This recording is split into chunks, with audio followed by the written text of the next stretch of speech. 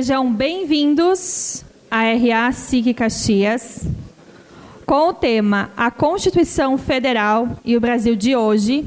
Damos boas-vindas ao palestrante que já está conectado conosco, o ex-presidente do Brasil, Michel Temer. Agora, nos telões, as marcas patrocinadoras e apoiadoras da nossa RA SIC Caxias.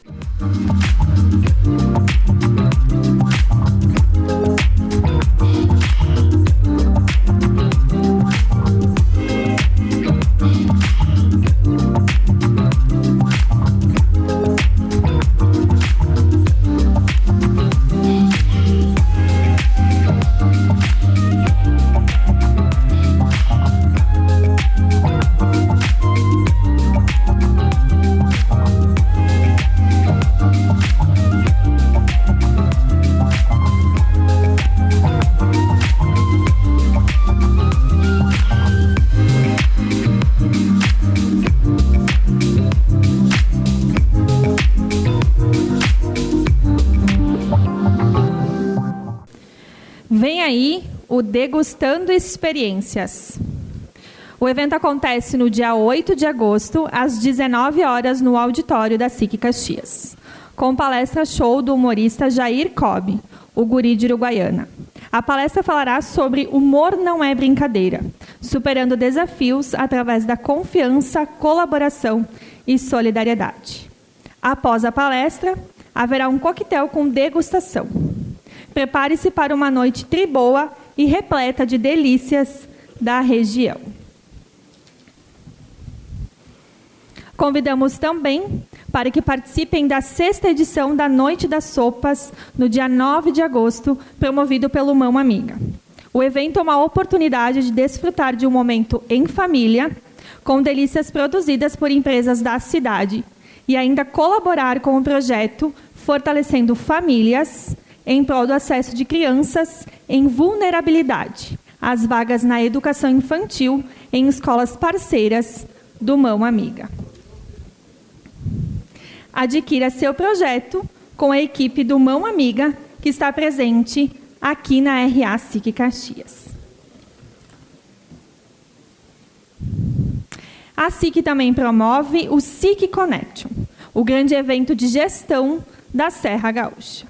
Durante os dias 4 e 5 de setembro, o evento proporcionará uma imersão nos temas de gestão, liderança, inovação e em empreendedorismo, com 8 palestrantes renomados. Garanta já o seu ingresso acessando sicconnection.com.br. Agora, assistam ao vídeo do evento. Não basta só aprender. É preciso reaprender. Pensar diferente. Ampliar o olhar. É hora de impulsionar, inovar e empreender. SIC Connection, o grande evento de gestão da Serra Gaúcha. 8 palestras. Mais de 16 horas de conteúdos. Reconhecidos e destacados speakers. Estratégias e tendências globais que definem novos caminhos. Líderes que desejam expandir seus horizontes. Um ambiente que respira negócios e inovação. SIC Connection. Dias 4 e 5 de setembro no URCS Teatro, em Caxias do Sul. Realização SIC Caxias em Colab, com Tramontina, Marco Polo, Círculo Saúde e Sicredi. Patrocínio Randon Corp, Grupo Andreassa, Ampla e Mais Conta.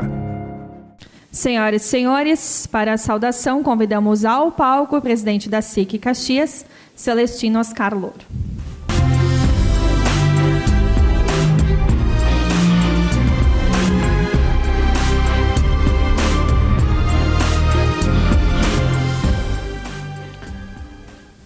Uma saudação muito especial ao nosso ilustre palestrante do dia de hoje, nosso ex-presidente Michel Temer, que já está conectado, está conosco, a partir lá de São Paulo.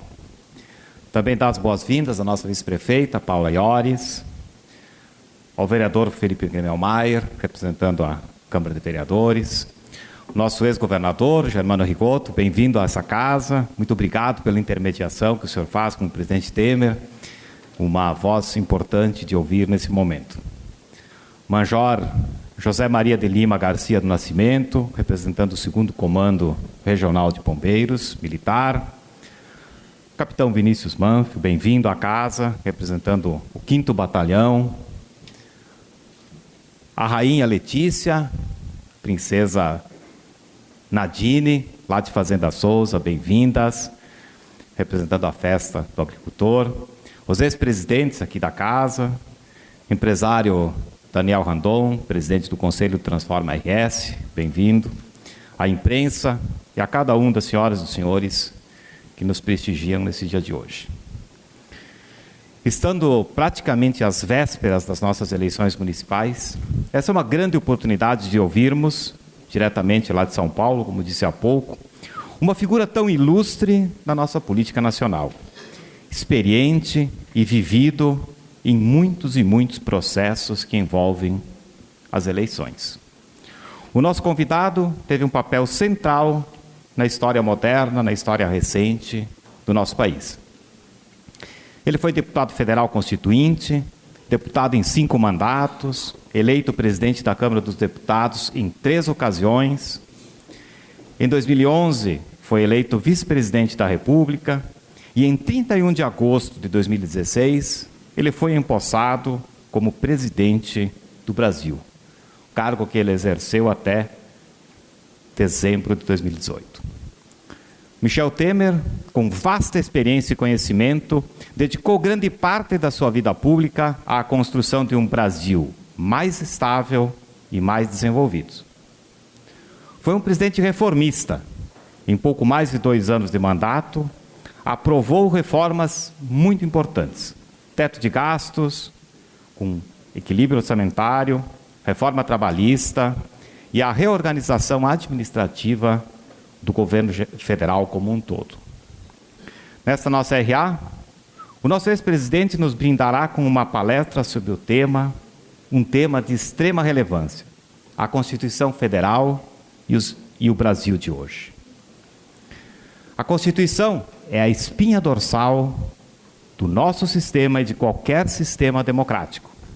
Um documento que estabelece não só os direitos e deveres dos cidadãos, mas também orienta, ou deveria orientar, a atuação das instituições.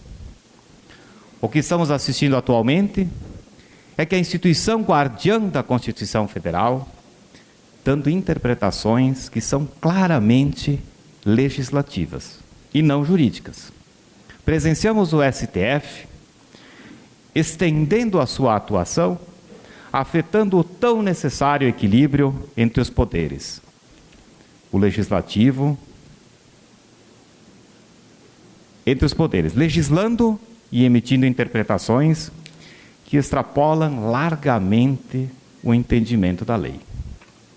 Como consequência, temos uma enorme insegurança jurídica no país.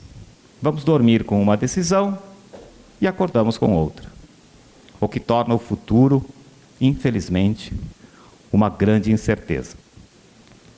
Ainda temos, dentro do sistema de pesos e contrapesos, lamentavelmente, um Congresso Nacional que vem se abstendo do dever constitucional de legislar.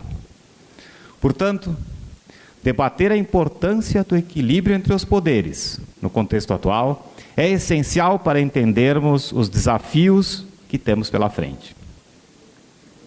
O Brasil de hoje enfrenta inúmeras questões que demandam reflexão e, principalmente, ação.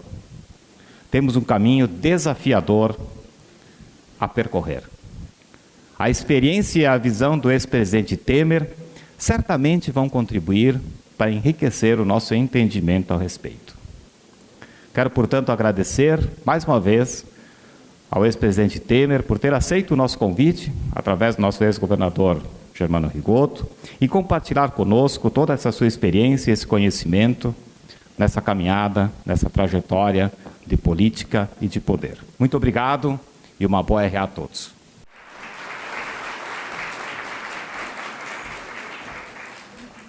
Convido o nosso ex-governador do Rio Grande do Sul, Germano Rigotto, ao palco, para já dar as boas-vindas ao nosso palestrante de hoje. Bem, bom dia, quase boa tarde a todos. Alegria de poder voltar à nossa Câmara de Indústria e Comércio, presidente Celestino, e na sua pessoa, eu cumprimento toda a diretoria da SIC, todos os diretores, todos os departamentos da SIC. Cumprimento a nossa prefeita Paula Iones, nossa vice-prefeita, querida Paula, o Felipe Guelmaier, nosso vereador representando a Câmara de Vereadores de Caxias do Sul, Mauro, que foi deputado federal até pouco tempo atrás, Mauro Pereira, minha saudação, afinal a todas as autoridades, aos nossos oficiais da Brigada Militar, do Corpo de Bombeiros, a todos os associados da SIC e essa presença tão ilustre, presidente Temer, que nós temos hoje aqui na SIC. Quando o presidente Celestino solicitou que eu interviesse junto ao presidente Temer para uma palestra na SIC, eu disse, não, vou fazer e tenho certeza que o presidente Temer vai rapidamente definir uma data. Mas a agenda do presidente Temer é uma agenda impressionante hoje, tanto dentro do país como fora do país.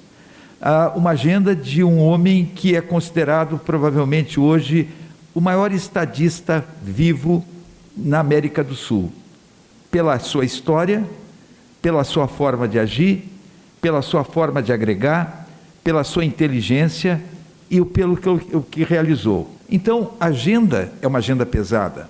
Quando eu falei com o presidente Temer da possibilidade de vir a Caxias, ele estava disponível para vir presencial. Eu, com os problemas que nós estamos vivenciando no nosso Salgado Filho e no nosso aeroporto de Caxias, e com os poucos voos que nós temos e as dificuldades que se tem, principalmente num período como esse, eu conversei com o presidente Celestino, disse que talvez o melhor seria a gente fazer por segurança e até para um pouco mais de tranquilidade ao presidente Temer, ele está querendo vir presencial, vamos fazer online. E foi sorte, porque hoje a previsão era vir a Caxias e nós temos o aeroporto fechado pela situação do tempo. Temos aqui, presidente Temer, uma situação de hoje clima de inverno, queda de temperatura, chuva, neblina e o aeroporto sem condições de operar. Mas eu quero agradecer essa disponibilidade de uma pessoa que eu aprendi a respeitar ao longo da minha vida. Cheguei na Câmara Federal e logo tive contato com o presidente Temer, que tinha vindo, antes de ser deputado federal, constituinte, tinha vindo da Secretaria da Justiça do Estado de São Paulo. E esse trabalho que ele realizou na Secretaria de Justiça do Estado de São Paulo, lhe deu logo na chegada na Câmara Federal um espaço que a maioria não tinha, de conhecimento jurídico, de respeito, e eu tive a oportunidade, sendo líder da bancada do governo Fernando Henrique e sendo líder da bancada substituindo o líder que tinha se afastado para concorrer ao Senado, eu era primeiro vice-líder, eu tive a oportunidade de ser líder da bancada antes do presidente Temer. E eu nunca esqueço que a sucessão na bancada era uma sucessão complicada, porque eu tinha que optar entre a liderança de bancada ou a liderança do governo, Fernando Henrique, era o primeiro mandato do presidente Fernando Henrique.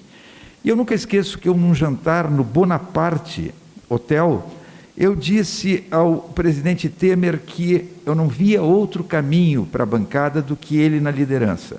Assume a liderança de bancada, faz um trabalho espetacular de unir, de agregar, de mostrar rumos, que levou à presidência da Câmara Federal, sendo talvez o melhor presidente que a Câmara Federal teve ao longo dos anos, em termos de produtividade, em termos de conteúdo, em termos de ação.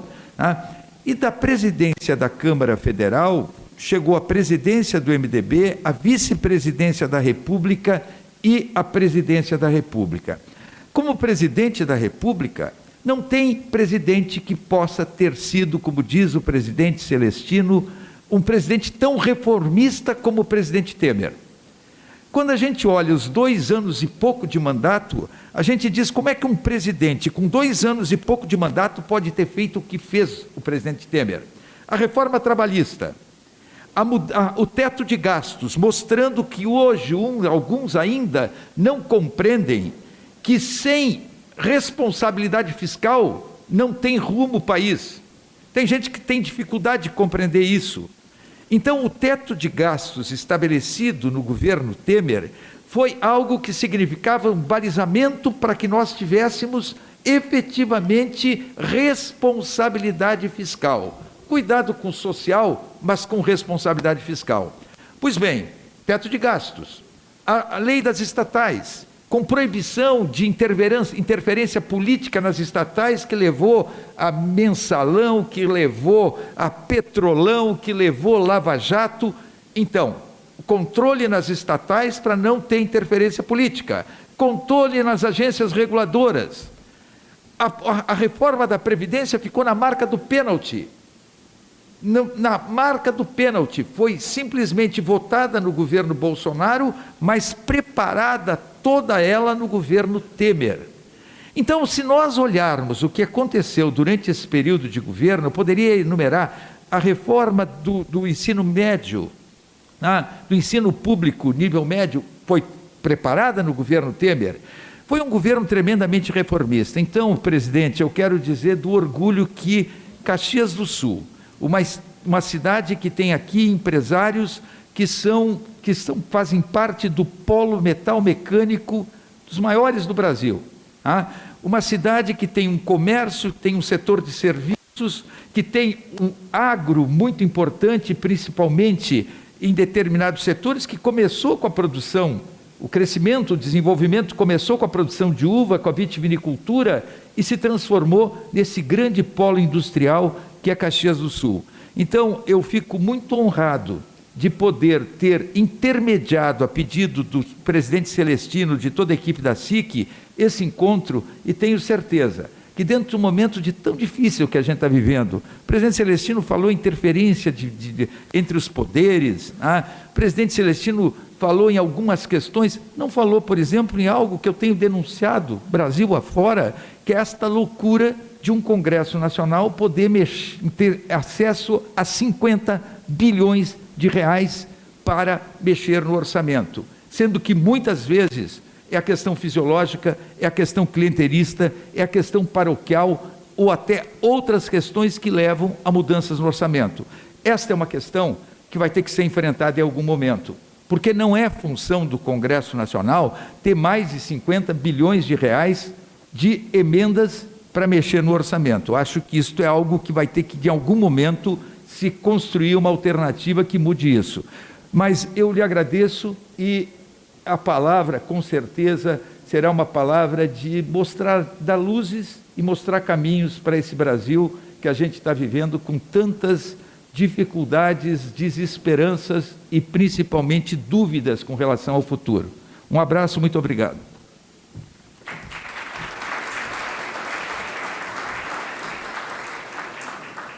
Então, com a palavra, o nosso convidado de hoje, o nosso ex-presidente do Brasil, Michel Temer. Bem-vindo à RA SIC Caxias. Muito obrigado, senhora. Eu quero, em primeiro lugar, cumprimentar naturalmente o presidente Celestino aí da SIC, o nosso querido amigo, ex-governador, ex-deputado, Germano Rigoto, e desde logo agradecer as palavras gentilíssimas que ambos dirigiram à minha figura, né? Mas eu quero, não a título de retribuição, mas a título apenas de contar a realidade dos fatos, que se hoje nós temos uma reforma tributária, o primeiro passo, se me permite a expressão, pontapé dado nessa matéria, foi precisamente pelo então deputado Germano Rigoto. Eu era presidente da Câmara dos Deputados e, conversando com o Rigoto, disse que ele poderia presidir, isso nos idos de 97, 98, né, Rigoto?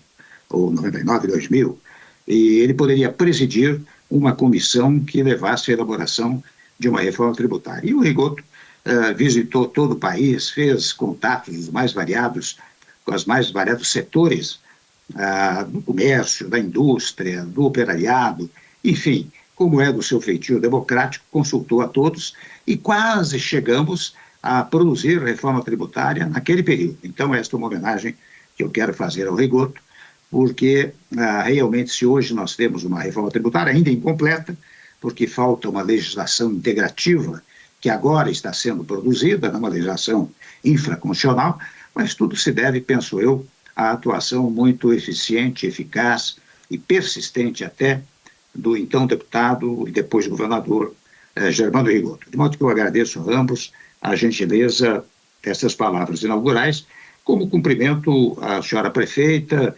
cumprimento o Mauro Pereira, meu querido amigo, que me ajudou tanto durante o governo. Aliás, boa parte daquilo que se fez no governo também se deveu ao Congresso Nacional, no particular ao Mauro Pereira, que está presente aí, segundo acabei de saber, os nossos representantes da Câmara dos Vereadores, enfim, todos que aí se encontram para prestigiar a nossa palavra. O governador Rigoto tem razão, a minha intenção era estar aí presencialmente, porque presencialmente os contatos são sempre mais eficazes, né? Mas, lamentavelmente, em face da situação dramática que alcançou, que atingiu o Rio Grande do Sul, por proposta dele próprio, nós estamos fazendo este encontro virtual.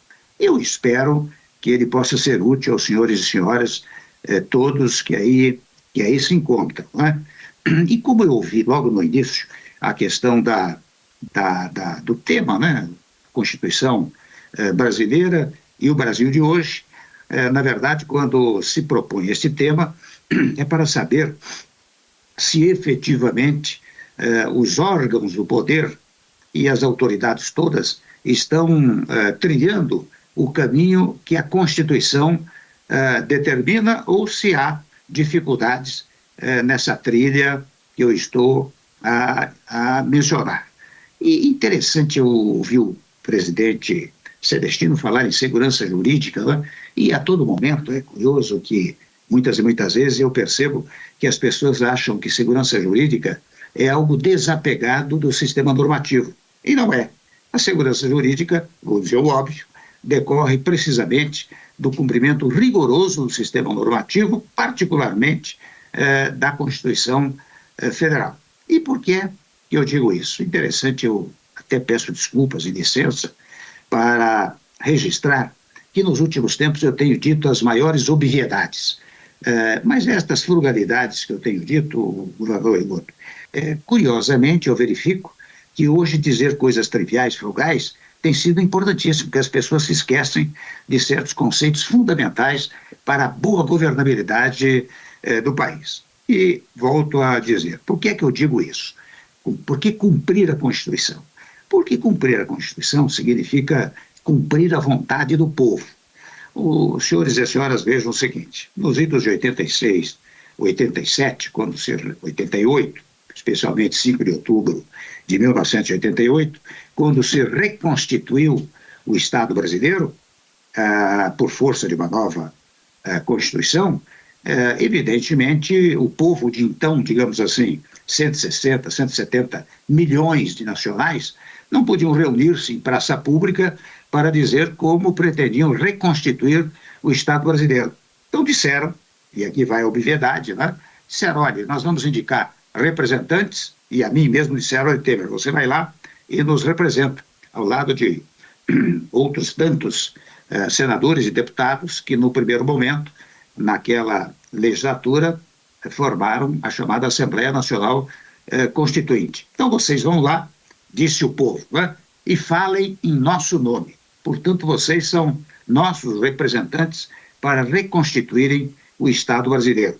E o Rigoto acompanhou isso, ele verificou a grande mobilização nacional que se deu naquele período, que fez com que todos os setores da nacionalidade frequentassem o Congresso Nacional, o que fez também, convenhamos, num esforço vernacular, mas verdadeiro, que o ex-presidente Ulisses Guimarães a chamasse de Constituição Cidadã, porque ela era efetivamente fruto da vontade popular. Então, eu digo isso porque é preciso alertar que as chamadas autoridades, o presidente da República, o Senado Federal, Câmara dos Deputados, os governadores, prefeitos, vereadores, etc., né? Ministro do Supremo, são autoridades constituídas. E por que constituídas? Secundárias. Não são autoridades primeiras. A única autoridade verdadeira, real, palpável, existente no nosso sistema chama-se povo, né?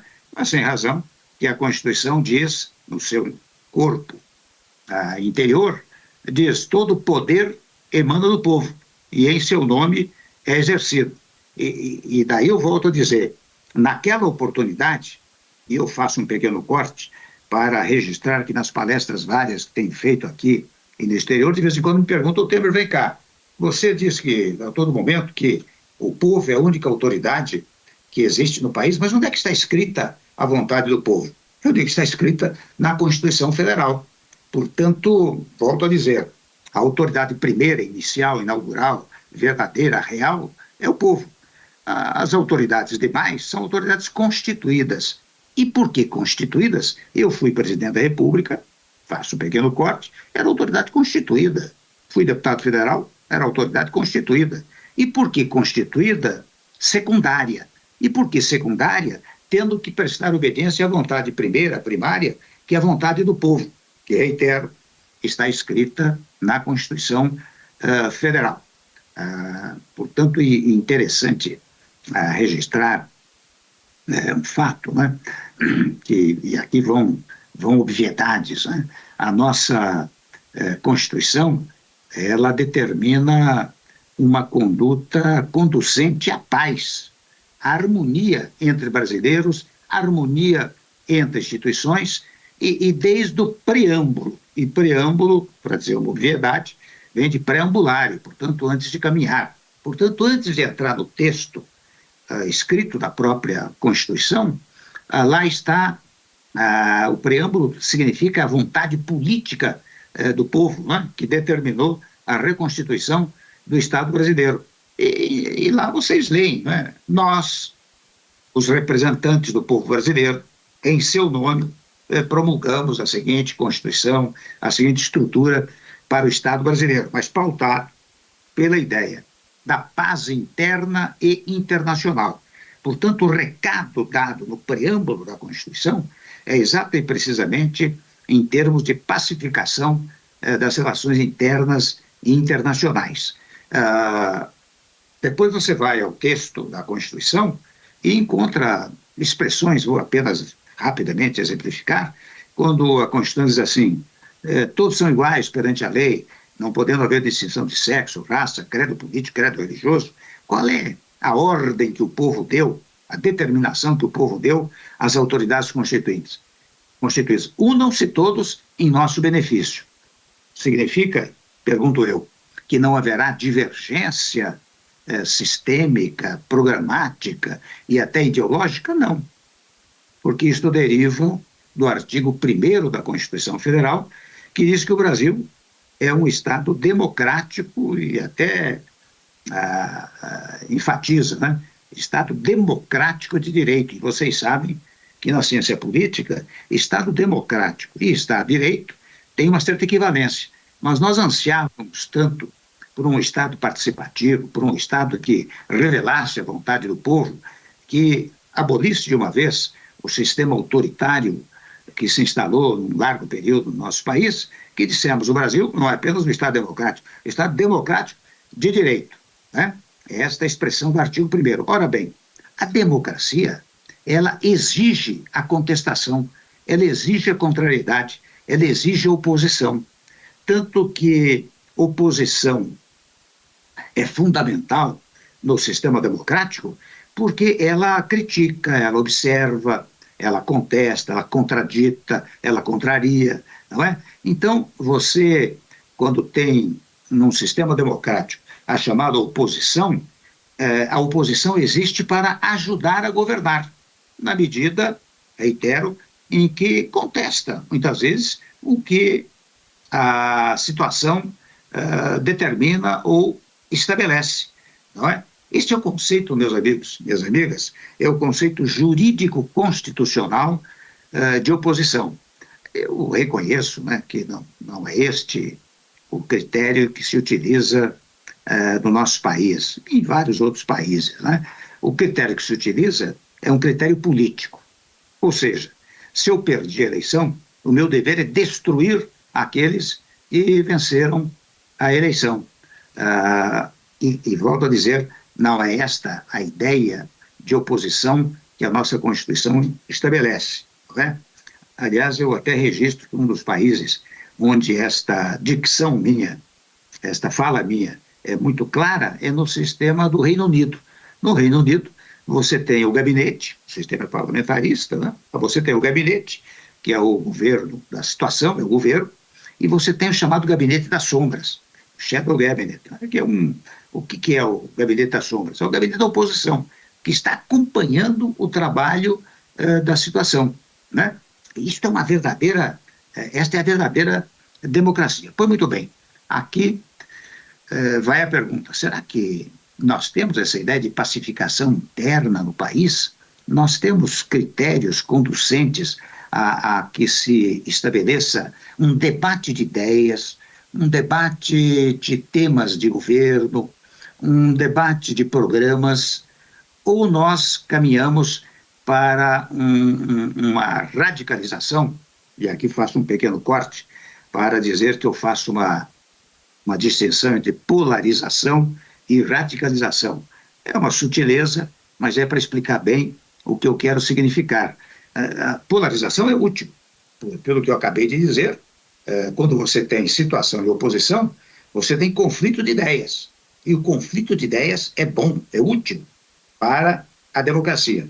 Mas o que nós temos é uma radicalização, ou seja, partindo daquela ideia de que uns têm que destruir os outros, e olha, faço um pequeno corte, eu não estou falando do momento atual, nem estou falando da União, estados ou municípios, estou falando de todo o sistema político no país, não é?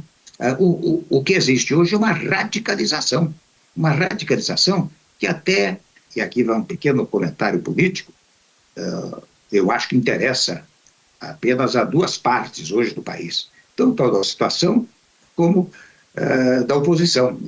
Manter essa divisão, digamos, de crueldades, né? Essa divisão de embates de brasileiro contra brasileiro. Interessante, até há uma expressão que surgiu no passado, o nós contra eles, né? O nós era organizado. E, ao longo do tempo, eles também se organizou. Então, formaram dois conceitos radicais de governabilidade, o que não é útil para o país, porque um agride o outro. E, de vez em quando, o presidente Celestino, o outro, Mauro Pereira e todos. Eu me lembro, muito jovem, ainda quando entrei na Faculdade de Direito, era presidente da República, o presidente Juscelino Kubitschek. E ele fez, eu me lembro bem do discurso dele, pelo rádio, né? Ele fez um discurso pela pacificação do país. E ele dizia o seguinte, ele dizia que você poderia ter disputas internas, de natureza, como disse, sistêmica, até ideológica, mas aos olhos internacionais, você tinha que revelar uma certa unidade. E por isso a tranquilização do país era uma coisa importante. E ele falou isso precisamente depois de um episódio, que foi o episódio de Jacareacanga e Aragarças, quando alguns membros da aeronáutica, na época, pretenderam dar um golpe de Estado para derrubar o presidente Juscelino, e ele, logo depois de eliminada a sedição, o conflito, né, imediatamente mandou um projeto de anistia para aqueles sediciosos, né, que revelava uma certa grandeza, né, a ideia de que você precisava harmonizar o país. E vocês sabem o quanto o governo Juscelino produziu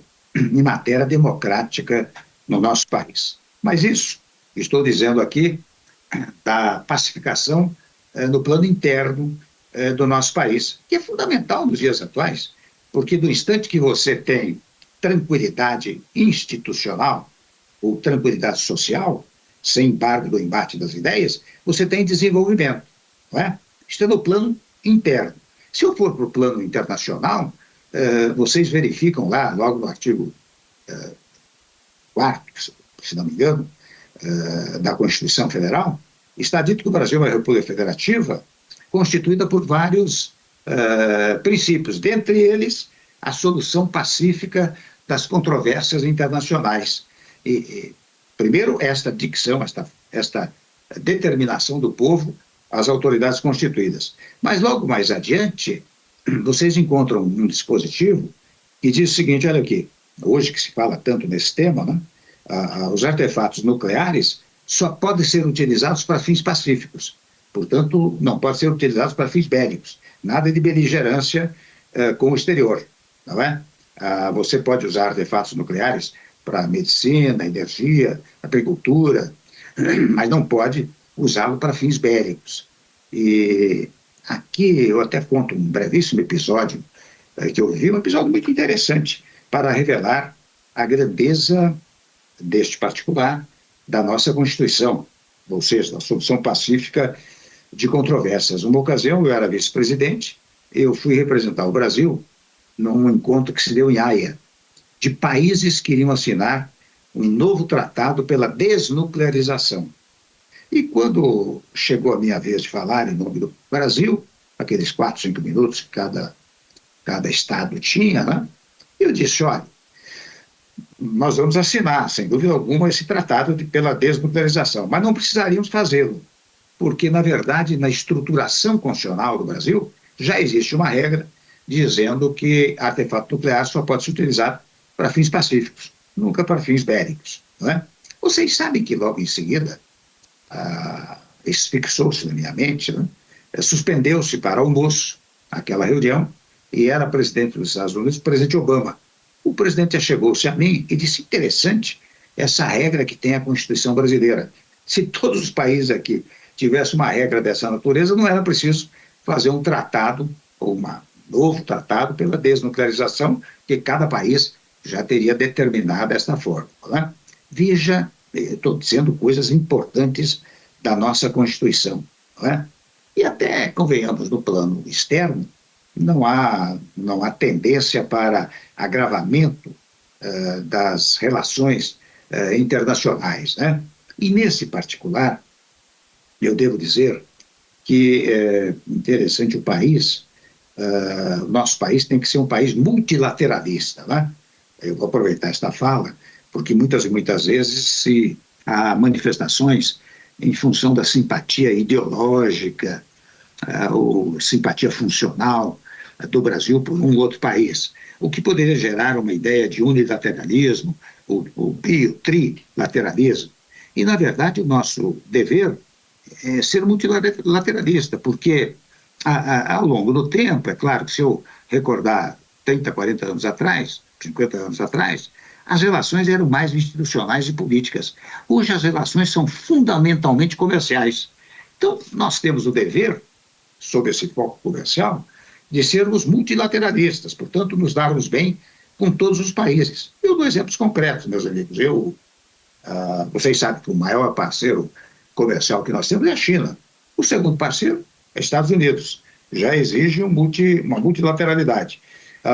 Nós vendemos cerca de 45% da nossa carne de frango para os países árabes. E temos convênios tecnológicos extraordinários com Israel.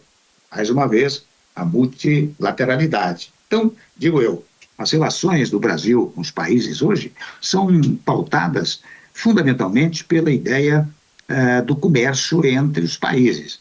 Daí essa multilateralidade, que também deriva dos preceitos pacificadores estabelecidos no texto constitucional. Mas, ademais disso, eu também quero acrescentar o seguinte, e logo vou chegar à história do Brasil de hoje, né?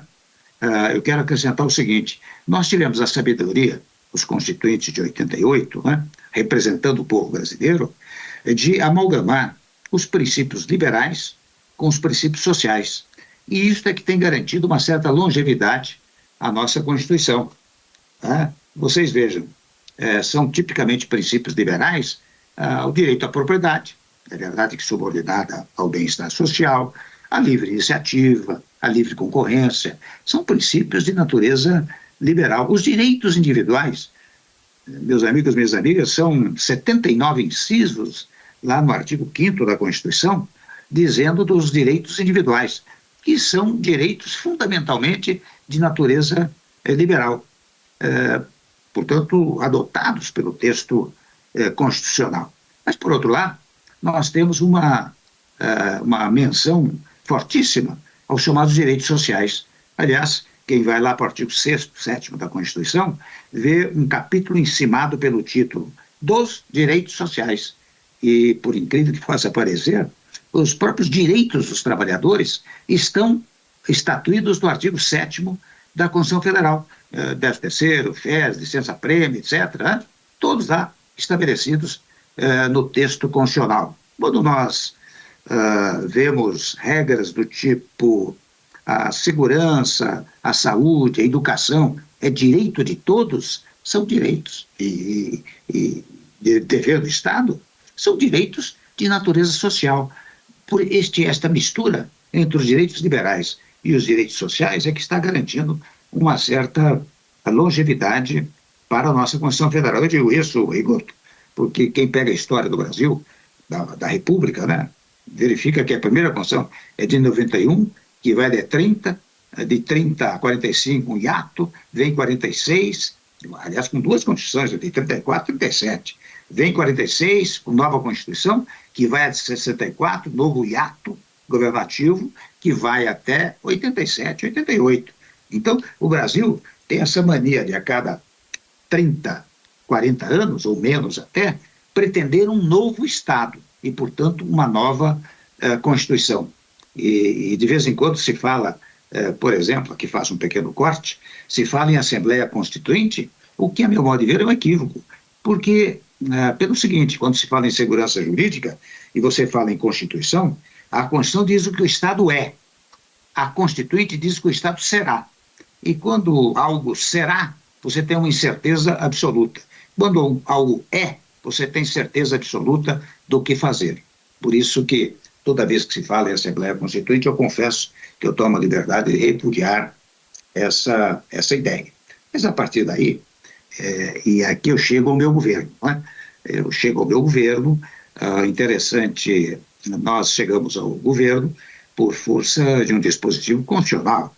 A senhora ex-presidente perdeu o cargo, não é? Por razões de natureza política e de natureza fiscal, e iniciou-se um processo de impedimento que foi levado adiante pela Câmara dos Deputados, um longo processo, não é? Para julgar procedente a acusação, e ao depois conduzido pelo Senado Federal, presidido pelo presidente do Supremo Tribunal Federal. E lá decretou-se em definitivo o afastamento da senhora presidente. E daí porque, em face do dispositivo constitucional, se o presidente perde o cargo, pelas mais variadas razões, assume o vice-presidente. Eu assumi nessas condições. E confesso, meu governo foi um governo de 2 anos e meio, né? Não foi um governo de 4 anos ou de 8 anos.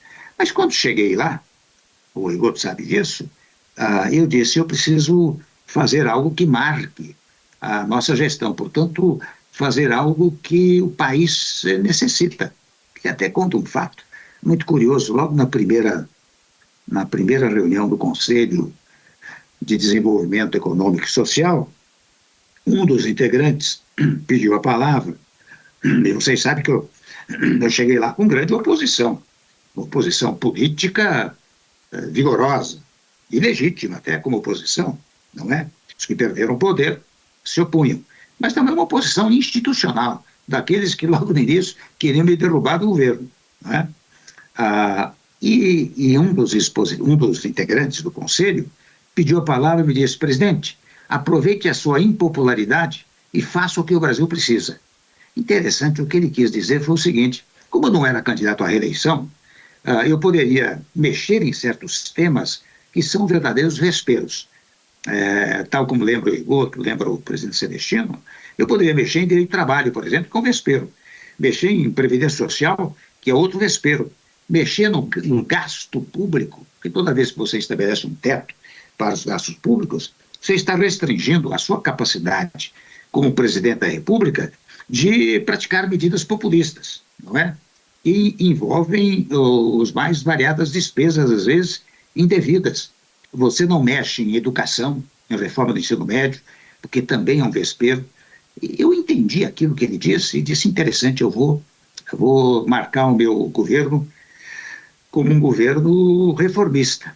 E, de fato, uma das primeiras reformas que nós fizemos foi o chamado teto para os gastos públicos. O que era o teto para os gastos públicos, né? Era o seguinte, você só poderia fazer um novo orçamento acrescentando a inflação do ano anterior. Com que objetivo? Com o objetivo de diminuir a dívida pública, né? Vocês sabem que a dívida pública, você paga juros. E juros que você paga na dívida pública é dinheiro que vai embora e não volta mais, não é? E interessante, eu tive um apoio extraordinário do Congresso. Vocês sabem que, conto isso com muita alegria cívica, né? O teto para os gastos públicos, de alguma maneira, também envolve os parlamentares. Os parlamentares também dependem das verbas, né, para encaminhar aos municípios, aos estados, né? Mas eu tinha tal apoio do Congresso Nacional que eles aprovaram isso na Câmara dos Deputados às 4 horas da manhã de um feriado. Por que é que eu conto esse fato? Eu fui deputado durante 6 mandatos, né? Então, quando você tem um feriado pela frente, você, 2 dias antes, vai para a sua base eleitoral. Os colegas, na época, ficaram lá até o feriado, não é? E às 4 horas da manhã, porque houve oposição também feroz para não aprovar o teto, né? E aprovaram o teto para os gastos públicos. E aqui eu faço uma observação, porque esta observação é importante, viu, meus amigos, minhas amigas? Porque aqui no Brasil, uma outra mania equivocada que existe é todo governo que chega quer destruir os governos anteriores, não é? Tanto é verdade que o vocábulo herança maldita se incorporou ao vocabulário político nacional. E convenhamos, se você não tiver este viés, digamos, equivocado e até autoritário, cada governo, no seu momento determinado, fez coisas boas para o país. Se eu quisesse relacionar aqui governo por governo, desde o presidente Sarney, em cada um deles diria, foi feito isso, foi feito aquilo, coisas boas para o Brasil. Mas cada governo que chega, reitero, quer destruir os governos anteriores. Então, logo no começo, vamos destruir o teto. Agora não será mais teto, será arcabouço fiscal. Sabe o que é o arcabouço fiscal? É um teto readaptado. Então, volto a dizer, o que é o arcabouço fiscal?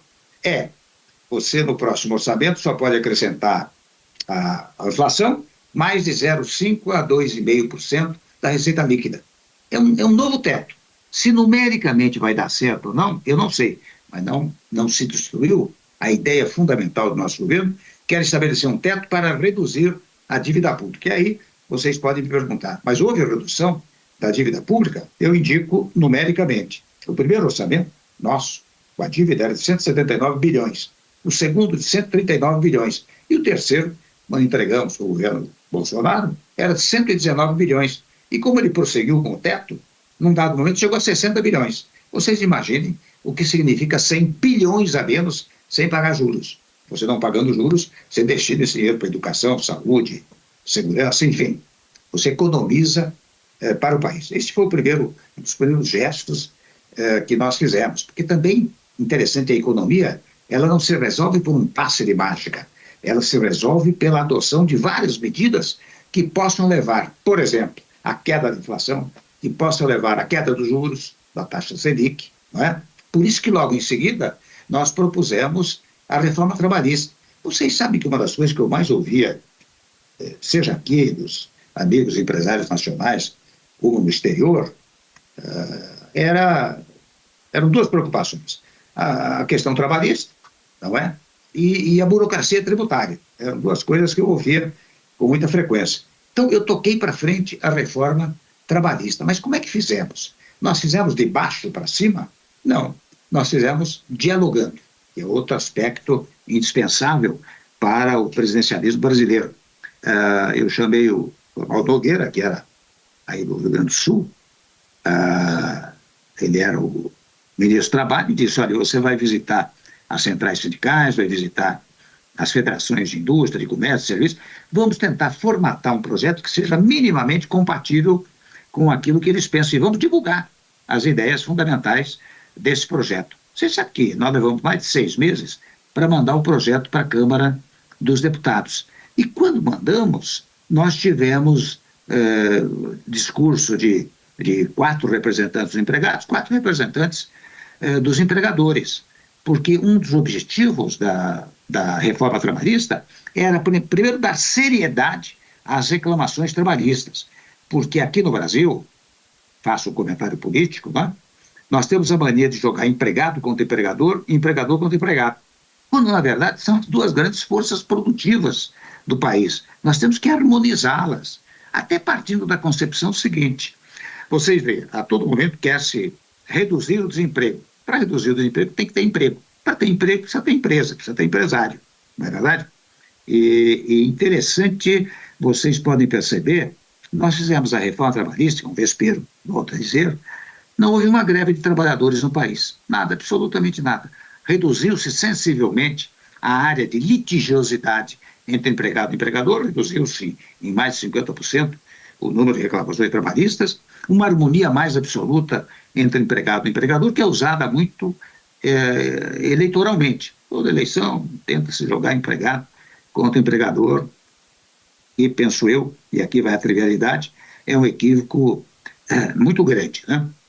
Então, interessante, nós fizemos isso, não tivemos nenhuma angústia, nenhuma greve de trabalhadores no país. Mas ainda, nós fomos adiante e dissemos, olha aqui, vamos com a reforma da Previdência. E na reforma da Previdência, o governador Rigoto disse bem, né, nós fizemos toda a reforma da Previdência. Não conseguimos votá-la, porque houve incidentes daqueles que iriam me derrubar do governo, não foi possível votar naquele momento. Mas nós convencemos a sociedade brasileira e o Congresso Nacional da sua indispensabilidade. Tanto que logo no início, quando assumiu o novo governo, logo no primeiro semestre, se aprovou a reforma previdenciária no país. De igual maneira, meus amigos e minhas amigas, o caso da reforma do ensino médio. Vocês sabem, assim, no tocante à reforma trabalhista, eu quero até mencionar este fato, também se disse, nós vamos eliminar a reforma trabalhista do Temer. Eu pergunto, até hoje, 1 ano e meio passado, qual foi o inciso, o parágrafo, o artigo da reforma trabalhista modificado, nenhum, não é? Porque viu-se que ela deu resultado. E até convenhamos, viu, quero recordar esse fato, primeiro que não se eliminou nenhum direito do trabalhador. Os direitos dos trabalhadores estão lá no artigo 7º da Constituição e a reforma foi feita por lei ordinária. E nós todos sabemos que lei ordinária não pode modificar o que está no texto constitucional. Mas acrescentamos direito para os trabalhadores. Vocês sabem que o chamado trabalho intermitente, o trabalho temporário, né? o trabalho remoto, ele tinha muitas vezes decisões trabalhistas favoráveis, mas não tinha previsão legal. Nós fizemos a previsão legal desses direitos. E interessante, logo depois veio a pandemia, né? Veja o sucesso do trabalho remoto protegido pela reforma trabalhista. Então, mais uma vez eu digo, falou-se que não se errou coisa nenhuma. De igual maneira, a reforma do ensino médio. Quando o Mendonça Filho, que era o ministro, me trouxe a hipótese, ele me trouxe a hipótese de uma medida provisória. Ele disse, vamos fazer por medida provisória, porque eu fui presidente da Câmara a primeira vez em 97, 98, já se falava em reforma do ensino médio e há mais de 30 projetos nunca se levou adiante. Fizemos por reforma por medida provisória, que tem eficácia e aplicação imediata, ganhou o apoio de mais de 98% dos secretários da educação do país, aprovou-se a reforma do ensino médio, e também agora, quando naquela tese, vamos destruir tudo que no passado foi feito, né, que no passado foi feito, vamos revogar a reforma do ensino médio. Vocês sabem o que fizeram? Aumentaram a carga horária de matemática e de português e reduziram um pouco a história do ensino técnico. Nada mais do que isso. E, de fato, de tempos em tempos, é fazer readaptações. Portanto, a reforma do ensino médio, a ideia está intacta. E com isso estou a significar que tudo que foi feito naquele momento foi feito com este objetivo de eternizar aqueles temas, né? Primeiro ponto. Segundo ponto interessante, eu não sei se estou cansando os senhores e as senhoras, mas mais uns minutos eu termino. Eu me recordo, E sempre havia, como retomou-se agora, o chamado Abril Vermelho. Né? O que era o Abril Vermelho? Era o mês em que o MST e outras entidades invadiam propriedades. Né? No nosso governo não houve, 16, 17, 18, não houve Abril Vermelho. Sabe por quê? Porque nós regularizamos a propriedade, na época, de mais de 283 mil títulos de assentamento. Nós demos o título de propriedade. E até num dado momento, o Mauro Pereira, até há dias atrás, me lembrou disso, nós editamos uma medida provisória que permitia a regularização fundiária, não só na área rural, mas de igual maneira nas cidades, nos municípios. E isso foi feito em todo o Brasil. Aí em Caxias mesmo, eu sei que muita coisa foi feita ao longo do tempo para a regularização urbana, né? Fruto precisamente deste nosso dado que foi produzido naquela época por medida provisória e depois convertida em lei. Mas com isso, meus amigos, eu quero dizer que você dialogar com a sociedade, dialogar com os órgãos do poder é fundamental. Então, hoje, por exemplo, o presidente Celestino falou em eventual desarmonia de poderes. Ora, se há uma desarmonia de poderes, o que é uma inconstitucionalidade sob o foco jurídico. Mas sob o foco político, o que há é uma desobediência à vontade popular, que ao produzir o novo Estado, disse, olha aqui, eu vou criar órgãons, é claro que isso vem lá de Montesquieu, né, lá de trás, mas eu vou criar órgãos, um para julgar, outro para executar e outro para legislar. E vocês se comportem, quer dizer, serão independentes, mas o que significa independência? Significa que tem competências próprias, tem orçamento próprio, tem administração própria. Mas serão harmônicos. Harmonizem a sua atividade, porque vocês não têm o poder diretamente. O poder é meu, do povo. Né? Todo o poder emana do povo, não é? Diz a Constituição. Nós vamos dividir em órgãos. Um órgão que executa, um órgão que legisla, um órgão que julga, mas harmoniosamente. Ora bem, se há, sob o foco jurídico, uma inconstitucionalidade, sob o foco político, é uma desobediência à vontade popular que está escrita no texto constitucional. São estas, digamos assim, brevíssimas noções. Às vezes eu até me envergonho um pouco de mencionar muito essa história da paz, né? Porque ela é geradora de desenvolvimento. Um dia, falando no exterior, alguém me perguntou, mas o Temer, vem cá, você fala tanto em pacificação, você não acha que é uma bobagem com essa radicalização que existe no Brasil? E hoje já tem em vários países, não apenas no Brasil. Você não acha que você está perdendo tempo? Eu disse, olha, eu vou responder com exemplos de natureza pessoal. Vou invocar algumas figuras internacionais. Mandela e Gandhi, pacifistas, lembrados e aplaudidos permanentemente. Hitler e Stalin, lembrados permanentemente e desprezados. Você vê que o pacifismo vale a pena. Volto a dizer, significa que não haverá confronto de ideias? Claro que haverá. E necessariamente haverá. Agora é preciso ter muita tranquilidade, muita harmonia. E especialmente os chefes de Estado. Você sabe que o chefe de Estado, aí há várias autoridades, de alguma maneira, assim um pouco como os artistas, né? Eles representam um certo exemplo para a população, né? Então, quando o povo vê, e no meu caso, eu volto a dizer, quando presidente, eu tive uma oposição ferocíssima, não dava importância, eu dizia, é legítimo, diga o que disserem, eu vou governar, não é? Até para aqueles que queriam me derrubar do governo, não conseguiram, né? Façam isso, eu vou governar. Então, quando você diz isso, você dá um exemplo de tranquilidade para o país. Ora, se a todo momento você fica chincalhando uns aos outros, especialmente sendo autoridades constituídas, você está dando um exemplo de deseducação para o país. Não vale a pena fazer isso. Eu digo isso com a maior tranquilidade, porque eu fui secretário da Justiça, como lembrou o Ricardo, fui secretário de Segurança Pública, e de vez em quando as pessoas, até quando chega a segurança, Temer, parece que a segurança vai bem, né? Não é que fosse bem, né? Ia razoavelmente bem. Mas quando eu fazia declarações firmes, mas também de muita ponderação, de muito equilíbrio, não é? de muito respeito em relação a todas as instituições.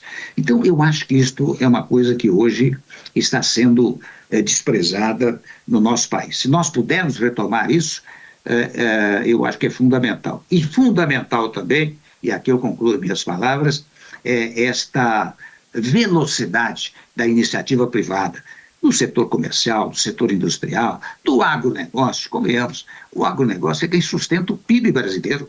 Nós não podemos desprezá-lo, nós temos que enaltecê-lo cada vez mais. E os senhores todos que estão aí, ao que me parece, são muito ligados à indústria, ao comércio, né? De modo que a iniciativa privada é quem ajuda a governabilidade do país. E por isso nós devemos incentivá-la cada vez mais. E para incentivá-la, muitas vezes, é preciso trivialidades como aquelas que acabei de apontar. Mais uma vez, muito grato pelo convite, ao Icoto, ao Celestino, aos senhores vereadores, à prefeita, ao Mauro Pereira, a todos que se lembraram do meu nome e me deram essa oportunidade, né? E faço um pequeno corte. Quando você sai do poder, as pessoas te esquecem. Graças a Deus não tenho sido esquecido, né? E não sendo esquecido, eu tenho esses convites gentilíssimos, como fiz agora o município de Caxias. Muito obrigado a vocês.